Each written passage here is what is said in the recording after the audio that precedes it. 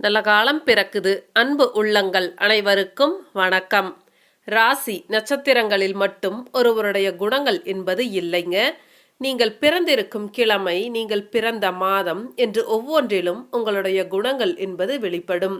அந்த வகையில் இன்றைக்கு வைகாசி மாதத்தில் பிறந்தவர்களின் குணங்களை பற்றி பார்க்கலாம் வாங்க. 12 மாதங்களில் இரண்டாவதாக வரும் தமிழ் மாதம் வைகாசியாகும். சூரியன் ரிஷபராசியில் நுழையும் மாதமே வைகாசியாகும். வைகாசி மாதம் மங்களகரமான காரியங்கள் செய்ய ஏற்ற மாதம் என கருதப்படுகின்றது. நீண்ட ஆயுள், நிறைந்த செல்வம், புத்திரப்பேறு அனைத்தையும் அள்ளி கொடுக்கக்கூடிய மாதம் வைகாசி மாதமாகும். வைகாசி மாதத்தில் பிறந்தவர்கள் பொதுவாக நல்ல திறமைசாலிகளாக இருப்பாங்க. சிலருக்கு படிப்பறிவு கம்மியாக இருந்தாலும் கூட சிறப்பாக செயல்படுவாங்க. இவர்களுக்கு பெரும்பாலும் கோபம் வராது. ஆனால் வந்தால் யாராலும் இவர்களை அடக்க முடியாது. இன்பத்தையும் துன்பத்தையும் சமமாக பார்க்கும் இவர்கள் தங்கள் வாழ்வில் நடந்த எதையும் எளிதில் மறக்க மாட்டார்கள். ஒரு விஷயம் நடக்குது அப்படின்னா அந்த விஷயத்தை தனக்கு சாதகமாக திருப்புவதில் இவங்க கைத்தேர்ந்தவர்களா இருப்பாங்க. வார்த்தைகளை விட தன்னுடைய செயல்களின் மூலமாக தான் யாரு என்பதை காட்டுவாங்க. அதே மாதிரி இவங்க கிட்ட சிறந்த கற்பனை வளமும் படைப்பாற்றல் திறனும் இருக்கும். அதே நேரம் இவங்க கிட்ட சிந்தனை என்பது ரொம்ப ஜாஸ்தியா இருக்கிறதுனால மனசஞ்சலங்கள் ஏற்படும். மனசஞ்சலங்கள் ஏற்படுவதால் சில நேரங்களில் அமைதியற்ற நிலைமையில் காணப்படுவாங்க. பல சமயங்களில் கற்பனை உலகத்தில் சஞ்சரித்து மனக்கோட்டை கட்டிக்கொண்டு இருப்பார்கள். ஒரு காலத்திற்கு பிறகு உங்களுடைய வாழ்க்கை பிறரை பொறாமைப்பட வைக்கும். இந்நட்சத்திரத்தில் பிறந்தவர்கள் பலர் கடினமாக உழைக்கும் குணம் கொண்டவர்கள். தங்களின் சிறந்த படைப்பாற்றல் மற்றும் புத்திசாலித்தனத்தால் வாழ்வில் உயர்ந்த நிலைகளை அடைவார்கள். எத்தகைய தவறுகளையும் பொறுத்து கொள்ளும் சகிப்புத்தன்மை இந்த வைகாசி மாதத்தில் பிறந்தவர்களுக்கு உண்டு. தனக்கு பிறர் எவ்வளவு தீமைகள் செய்தாலும் அவர்களை பழிவாங்கும் எண்ணம் இல்லாமல் அவர்களுக்கு மீண்டும் உதவக்கூடிய மனம் கொண்டவர்கள் இவர்கள்.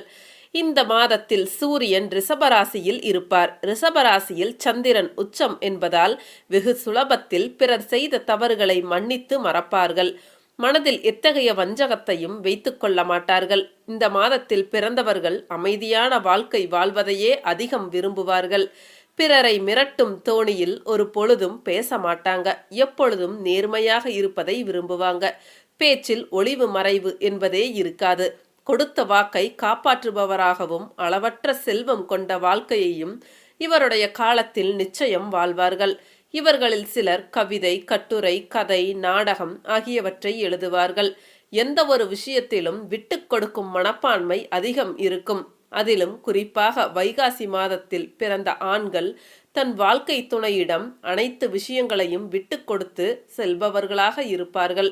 சாந்தமாகவே இருந்தாலும் நெருக்கடியான சமயங்களில் வீரத்தோடு செயல்படக்கூடியவர்களாகவும் இருப்பார்கள். சுகபோகங்களை அனுபவிக்க வேண்டும் என்கிற ஆசை அதிகம் கொண்டவர்கள். தர்ம சிந்தனை, இரக்க குணம், பொது நலத்தில் ஈடுபாடு இந்த மாதத்தில் பிறந்தவர்களிடம் இருக்கும். எதையும் எளிதில் விரும்புபவர்கள் விரும்பியது கிடைக்காவிட்டால் பெரும் துன்பம் அடைவார்கள். வைகாசி மாதத்தில் பிறந்தவர்கள் எதையும் எளிதில் புரிந்து கொள்ளக்கூடியவர்களாக இருப்பார்கள். இவர்களுக்கு அபார ஞாபக சக்தி இருக்கும். இவர்கள் மற்றவர்களுக்கு யோசனைகள் சொல்வதில் வல்லவர்கள். இவர்களின் பலமே பொறுமைதான். இடம், பொருள், ஏவல் பார்த்து பேசுவார்கள். உள்ளொன்று வைத்து புறமொன்று பேசுபவர்களை எளிதில் அடையாளம் காண்பவர்களாக இருப்பார்கள். இவர்களுக்கு இயற்கையிலேயே வசீகர தோற்றம் அமைந்து இருக்கும். ஆடம்பரமாக வாழ்வதை விரும்புவார்கள். பெண்களிடம் நயமும் நளினமும் கலந்து இருக்கும். இவர்கள் இன்பம், துன்பம், நிறை, குறை போன்றவற்றை சமமாக பாவிப்பார்கள். இவர்கள் எந்த வேலையில் ஈடுபட்டாலும் அதில் முழுமையாக தெரிந்து கொள்ள நினைப்பார்கள். மனதில் வருத்தம், கோபம் இருந்தாலும் அவற்றை வெளிக்காட்டிக் கொள்ள மாட்டார்கள். குடும்பத்தில் இவர்கள் முக்கியமானவர்களாக இருப்பார்கள். உற்றார், உறவினர், உடன்பிறப்பு எல்லோரையும் அனுசரித்து செல்வார்கள். சில விஷயங்களில் பிடிவாதமாக இருந்து சாதிப்பார்கள். குற்றம் குறைகளை சரியான நேரத்தில் சுட்டிக்காட்ட தயங்க மாட்டார்கள். தங்களின் சுய தேவைக்கும் ஆசைக்கும் எவ்வளவு பணம் வேண்டும்னாலும் செலவு செய்ய தயங்க மாட்டார்கள். தொழில், வேலைவாய்ப்பு, வியாபாரம் ஆகியவற்றில் நிர்வாக திறமையும் சமயோஜித புத்தியும் யுத்தியும் நிறைந்தவர்களாக இருப்பார்கள். பல்துறை வித்தகர்களாகவும் கலைத்துறையில் சாதனை புரியும் யோகமும் உண்டு. சிறந்த பேச்சாளர்களாகவும் எழுத்தாளர்களாகவும் பதிப்பகங்களை நடத்துபவராகவும் அச்சகத் தொழில் செய்பவர்களாகவும் இருப்பார்கள். பயணங்கள் செய்வதில் அதிக ஆர்வம் கொண்டவர்கள். சுற்றுலாக்கள், புனித ஸ்தலங்களுக்கு செல்வது மிகவும் பிடிக்கும். உல்லாச பயணங்களிலும் விருப்பம் உடையவர்கள். தனிமையை விரும்புவார்கள். இயற்கை, கலையை, அழகை ஆராதிப்பார்கள். தங்களின் பயண அனுபவங்களை மிகுந்த ரசனையுடன் மற்றவர்களிடம் பகிர்ந்து கொள்வார்கள். இவர்களுக்கு உஷ்ணம், வயிற்றுக்கோளாறு அடிக்கடி உண்டாகும். இரத்தம் சம்பந்தமான குறைபாடுகள் இருக்கும். சைனஸ், தும்மல், ஒற்றை தலைவலி போன்றவற்றால் அவதிப்படுபவர்களாகவும் இருப்பார்கள். இவர்களுக்கு நல்ல ஆற்றலும் நிர்வாகத் திறமையும் உள்ள பெண் அல்லது ஆண் வாழ்க்கை துணையாக வருவார்கள்.